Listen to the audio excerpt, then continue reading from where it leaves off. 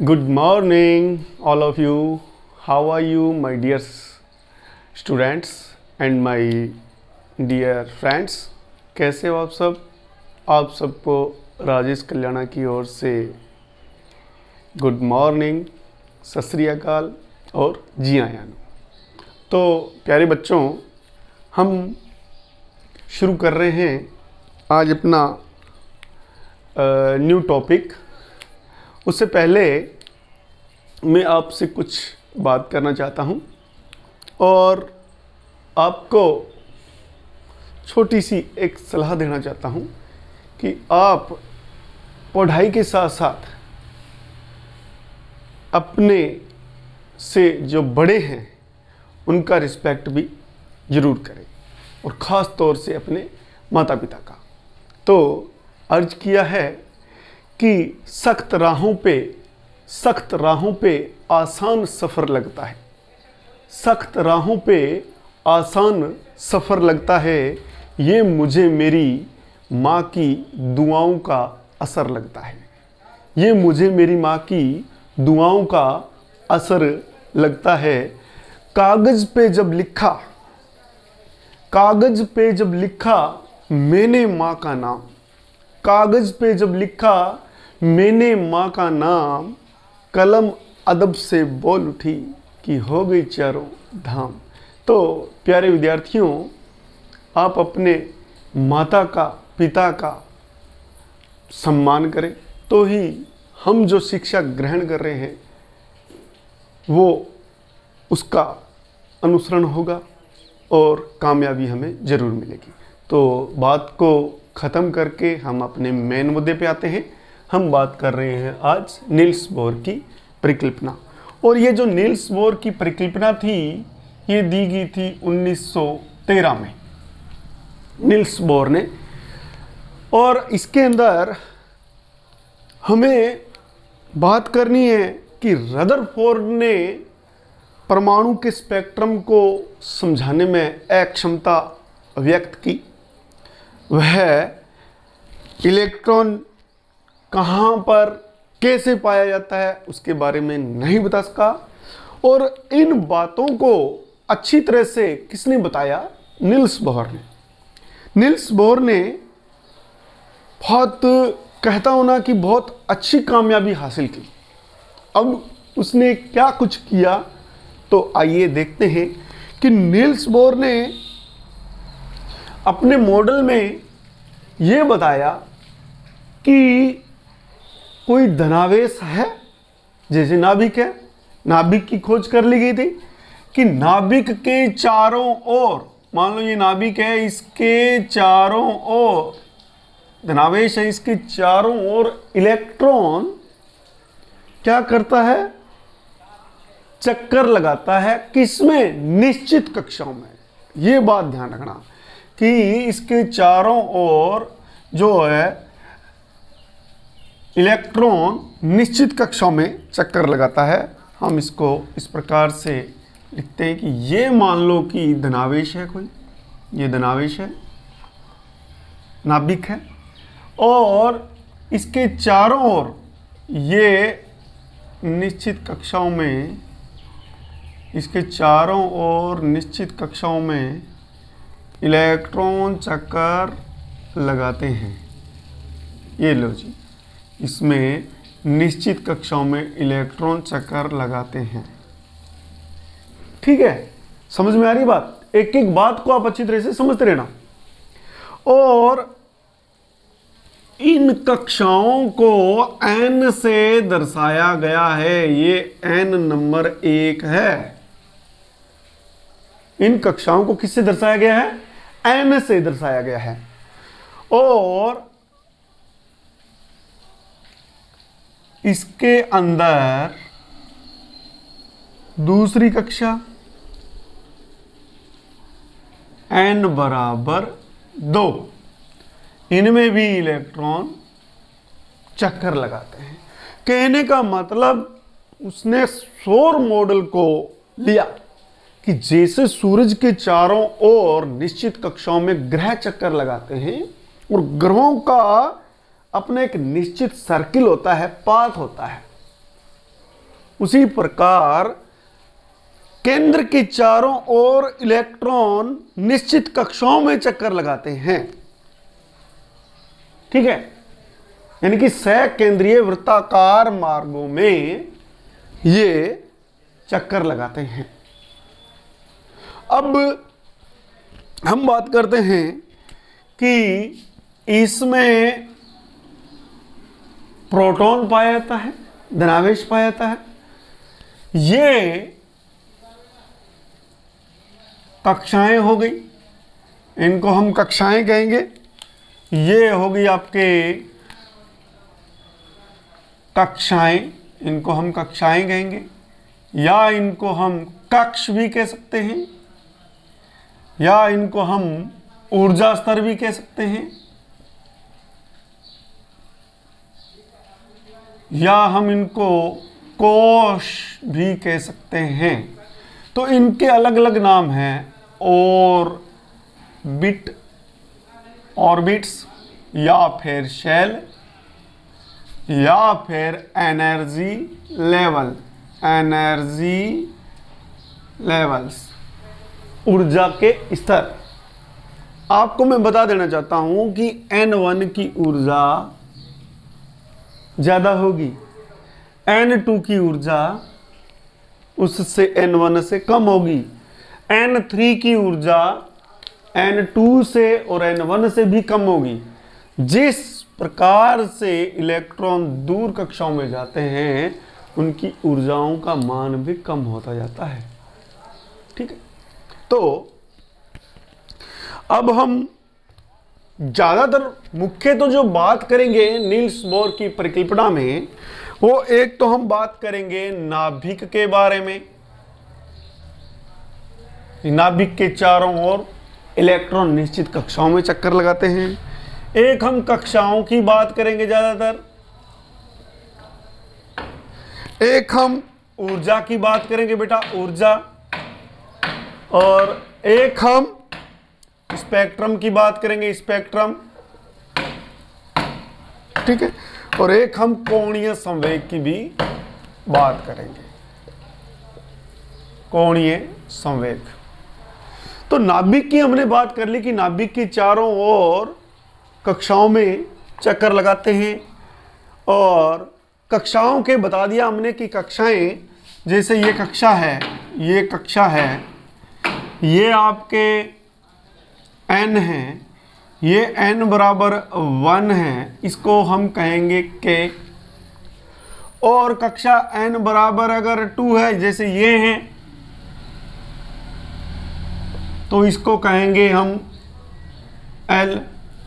और कक्षा अगर 3 नंबर है इसको m, और अगर कक्षा 4 नंबर है तो इसको n। इस प्रकार से हम इसको कहते जाएंगे। ठीक है, जैसे जैसे परमाणु क्रमांक बढ़ेगा, इलेक्ट्रॉनों की संख्या बढ़ेगी, ऊर्जा स्तरों का मान भी बढ़ता जाएगा। ठीक, अब बात करते हैं हम कि इन की इलेक्ट्रॉन निश्चित कक्षाओं में चक्कर लगाते हैं। तो रदरफोर्ड ने कहा कि इलेक्ट्रॉन निश्चित कक्षाओं में चक्कर नहीं लगाते, या लगाते हैं, ये बात वो कंफर्म नहीं कर सका। उसका मतलब इलेक्ट्रॉन जैसे ही किसी वृत्ताकार पथ में घूमता है, तो आपको पता, कोई भी वस्तु अगर वृत्ताकार पथ में घूमती किसी वस्तु के चारों ओर, जैसे अपनी पृथ्वी घूम रही है सूरज के चारों ओर, और वो अपनी जगह पर भी चक्कर लगा रही है और परिक्रमा भी कर रही है। ठीक है, तो अगर कोई आवेश घूम रहा है तो उसमें कोणीय संवेग पैदा होता है, और जैसे ही कोई इलेक्ट्रॉन या आवेश त्वरित हो रहा है तो उसमें ऊर्जा क्या होती है, डेवलप होती है, और ये ऊर्जा निश्चित कक्षाओं में निश्चित ही होती है। कहने का मतलब, हम अगर मान लो कि कोई पिक्चर्स देखते हैं, मूवी देखते हैं, तो हमें उतने रुपए की ही टिकट खरीदनी है जितने स्तर की वो बैठने की व्यवस्था होती है। बॉक्स में बैठना है तो ज़्यादा रुपए की ज़रूरत है, उससे नीचे वाले में है उससे कम, उससे नीचे वालों के और कम पैसे लगते हैं। इसी प्रकार जिन इलेक्ट्रॉनों के पास जिस कक्षा के स्तर की ऊर्जा होती है, उतना ही उसी कक्षा के अंदर ही वो इलेक्ट्रॉन क्या करता है, चक्कर लगा सकता है। तो हम इसको इस प्रकार से कह सकते हैं कि, तो देखिए जो नील्स बोर ने परिकल्पना दी वो इस प्रकार से थी कि परमाणु के केंद्र में प्रोटॉन विद्यमान है नाभिक में, और इलेक्ट्रॉन्स इसके चारों ओर उन्हीं कक्षाओं में चक्कर लगाते हैं जिस स्तर की उसकी ऊर्जा और उसका कोणीय संवेग। कोणीय संवेग क्या होता है, mvr होता है। ठीक, कोणीय संवेग क्या होता है? कोणीय संवेग जब कोई मुख्य अक्ष के चारों ओर बीच के अंदर कोई चीज, जैसे अपने हाथ को ऐसे लगा के पत्थर रस्सी से बांध के ऐसे घुमाते हैं तो हमारा मुख्य अक्ष ये हाथ हो जाता है, तो उसके चारों ओर अगर कोई चक्कर लगाए तो उसका जो द्रव्यमान है और किसी निश्चित त्रिज्या तक दूरी रेख के अगर वो चक्कर लगाए तो उसको हम कोणीय संवेग कहते हैं। ठीक है, सह मतलब साथ में, किसके साथ में, द्रव्यमान के साथ में वेग, कोणीय संवेग होता है।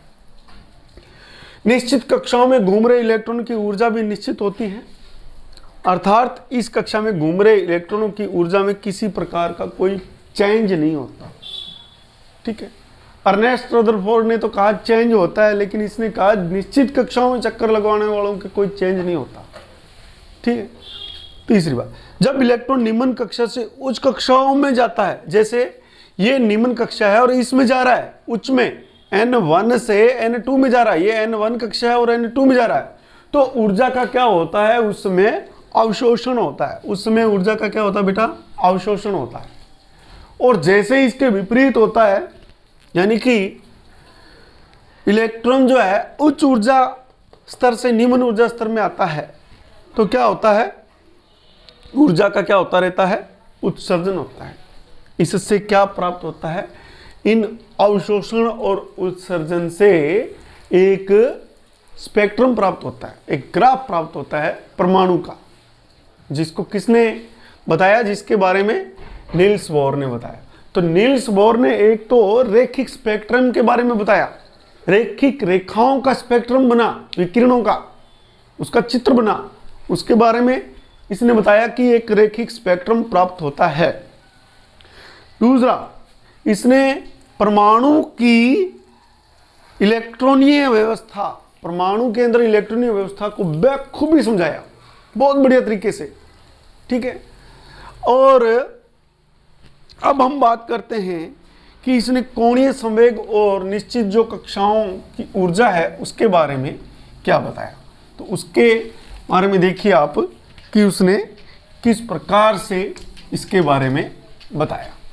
तो कोणीय संवेग मैंने आपको बताया कि ऐसा वेग जिसके अंदर द्रव्यमान का गुणनफल हो, द्रव्यमान साथ में हो, उसको हम कोणीय संवेग कहते हैं।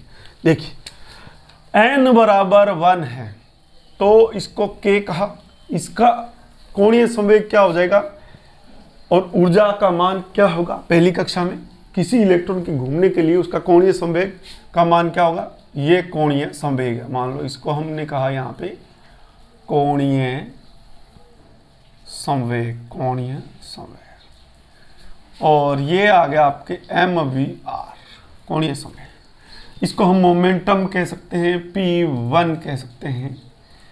तो nh बटा में 2 पाई, यहाँ पे n जो है ये क्या है, कक्षा है, ऊर्जा स्तर है, या इसको सेल कह सकते हैं।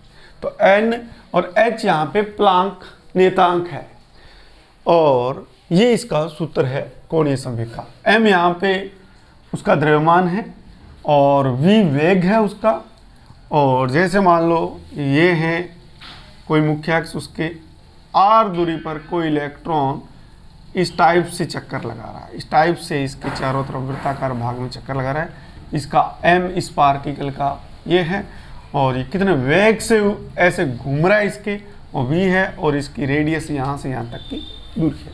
इसको हम कोणीय संवेग से दिखाएंगे। तो कहने का मतलब कि पहली कक्षा में कोणीय संवेग कितना होगा, तो आपके सामने है पहली कक्षा में n का मान आप रख दो 1 और h बटा में 2 पाई। कहने का मतलब पहली कक्षा में जो है वो h बटा में 2 पाई संवेग आ गया पहली कक्षा में। अब दूसरी कक्षा में इसी प्रकार दूसरी कक्षा L में कोणीय संवेग क्या होगा, P2, वो हो जाएगा आपके NH बटा में 2 पाई। n का मान 2 रख दो, h है यहाँ पे 2 पाई सूत्र में है, 2 से 2 कट गया, तो P2 का मान कितना है बेटा, h बटा में पाई मान होगा किसका, इतनी उसके पास ऊर्जा होनी चाहिए कोणीय संवेग जिसके अंदर वो चक्कर लगा सकता है। इसी प्रकार n बराबर 3 के लिए, m कक्षा के लिए P3 NH बटा में 2 पाई, n का मान आप रख दो 3 बटा 2 का मतलब 1.5 होता है, h बटा में पाई, तो इसका मान हो जाएगा P3 का मान हो जाएगा 1.5 h बटा में पाई, और इसको हम 0.5 h पाई भी लिख सकते हैं। तो कैसे मान बढ़ रहा है, 0.5 फिर 1 फिर 1.5 फिर 2 फिर 2.5, इस टाइप से इसका मान बढ़ता जाएगा। तो n का मान P3 कितना हो जाएगा आपके 4 h बटा में 2 पाई सॉरी, तो 4 बटा में 2 h बटा में पाई, ये कट गया तो क्या आ जाएगा, P3 बराबर आ जाएगा 2h बटा में पाई। तो इस प्रकार से आपको ये कोणीय संवेग का भी पता चल गया कि ये ऊर्जाएं होगी तो उन कक्षों में वो इलेक्ट्रॉन चक्कर लगा सकता है। अन्यथा एक ही निश्चित ट्रैक पे घूम रहा है तो उसको न ऊर्जा चाहिए, न वो उत्सर्जित करेगा न वो लेगा। तो ये नियम हमारे सौर मॉडल पर भी लागू होता है। हमारी पृथ्वी जो है एक निश्चित कक्षाओं में चक्कर लगा रही है और उसका कोणीय संवेग निश्चित है और उसको उतनी ही ऊर्जा चाहिए, उसके चारों तरफ ही वो अपना राउंड लगाकर 1 साल के अंदर चक्कर को पूरा कर लेती है। ठीक है, अब हम बात करते हैं कि इसकी कमियां क्या रही।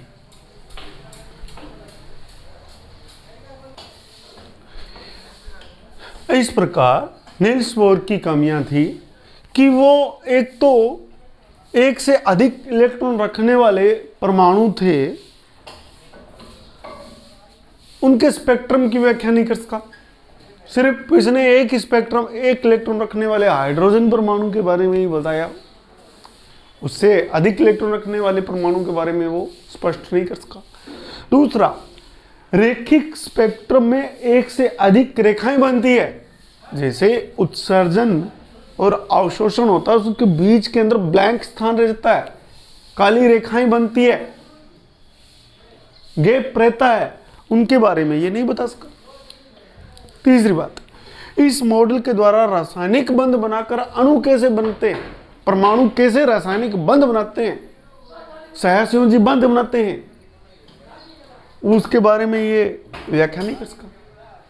तो इस प्रकार जब ये 2-3 कमियां रह गई, उस समय विज्ञान ने बहुत प्रगति कर ली थी। धीरे धीरे वैज्ञानिक आए और उन्होंने तत्वों की काफी खोज करनी शुरू कर दी और इस पर बहुत ज्यादा कार्य होने लगा। बहुत उत्साह से, बहुत ही जिज्ञासा से लोगों की जिज्ञासा बढ़ी और इस प्रकार परमाणु संरचना के साथ साथ तत्वों के प्रतीक क्या है, उसके तत्वों के गुण क्या, विशेष गुण क्या है, स्पष्ट रूप से पहचानने उनको, इनकी डिमांड होने लगी, महसूस होने लगी। तो धीरे धीरे उन तत्वों को एक समान तत्वों के साथ में रखने की आवश्यकता महसूस होने लगी। तो इस प्रकार से वर्गीकरण की आवश्यकता पड़ने लगी। तो आज का हमारा जो है ये नील्स बोर का टॉपिक आज यहीं ख़त्म होता है। ये हमारा पार्ट नंबर 7 था, पार्ट 7 था। 8 नंबर पार्ट में हम तत्वों की वर्गीकरण के लिए आवर्त सारणी के बारे में पढ़ेंगे और धीरे धीरे हम एक इंटरेस्टिंग मोड पे पहुंचने वाले हैं। तो आप इसी प्रकार से मन लगा के पढ़ते रहिए और आपको वास्तव में धीरे धीरे ये बातें सारी समझ में आएगी, मुझे उम्मीद है। और आप भी मेरे को कमेंट बॉक्स में लिखना कि आपको समझ में आ रहा है या नहीं आ रहा है, मेरे किसी प्रकार की कोई त्रुटि रह जाती है या फिर मेरे स्पष्टीकरण में थोड़ा बहुत कोई अंतर रह जाता है तो प्लीज़ मैं आप लोगों से माफ़ी चाहता हूं और आप लोगों से ये गुजारिश करना चाहता हूं कि आप लोग कमेंट बॉक्स में अपनी समस्या को ज़रूर लिखें। और अंत के अंदर मेरी अगर मेहनत आपको लग रही है तो अगर आपका दिल कह रहा है तो प्लीज़ लाइक करें और शेयर करें। और जिन विद्यार्थियों ने अभी तक मेरे चैनल को सब्सक्राइब नहीं किया है वो सब्सक्राइब करें ताकि आपको आने वाला न्यू वीडियो मिले। इसके लिए आप बेल आइकन को भी दबा दें। तो करते हैं हम आज के टॉपिक को यहीं ख़त्म। जय हिंद, जय भारत, नमस्कार।